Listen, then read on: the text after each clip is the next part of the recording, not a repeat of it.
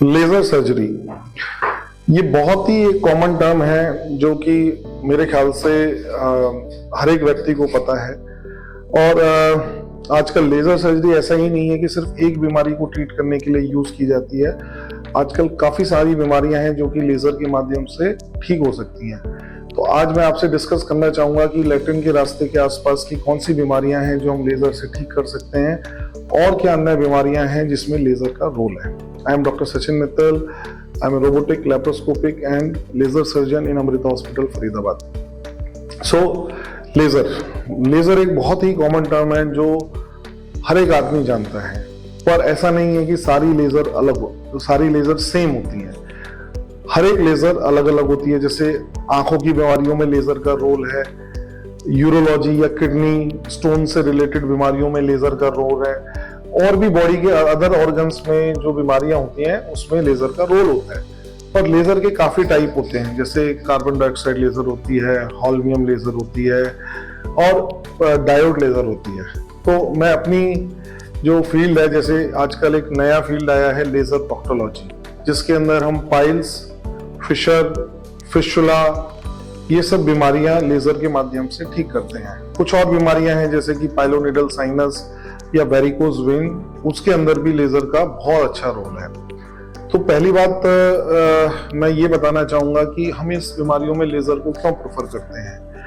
देखिए, जो conventional treatment होता है इन बीमारियों का, उसमें ये देखा गया है कि इन बीमारियों के ऑपरेशन जब हम करते हैं तो काफी बड़ा एक घाव क्रिएट होता है जिसको भरने में बहुत टाइम लगता है।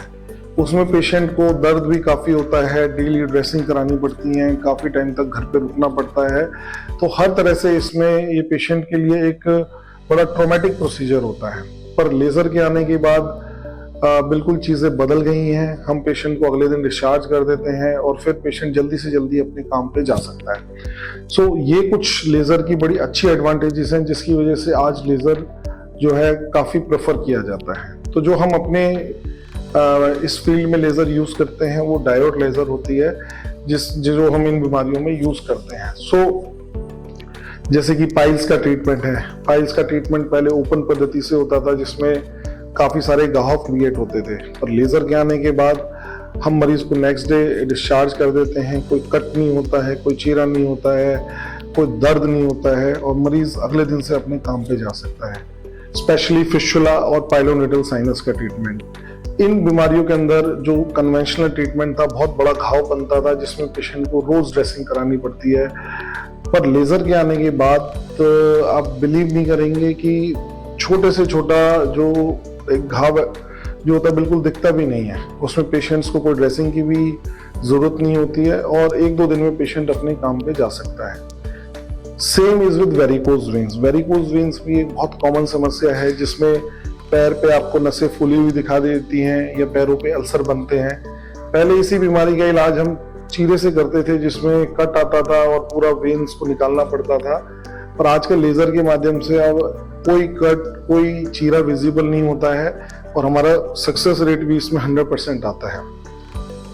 तो लेजर के आने के बाद इन बीमारियों का जो ट्रीटमेंट है वो बिल्कुल रेवोल्यूशनाइज हो गया है।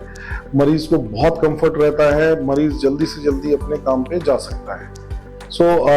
मैं आशा करता हूँ कि लेजर को लेके मैंने आपका नॉलेज में कुछ बढ़ोतरी की होगी, और अगर कभी कुछ इस तरह की बीमारियां हो तो आप मेरे से कांटेक्ट कर सकते हैं लेजर के बारे में और जानकारी के लिए। Thank you so much.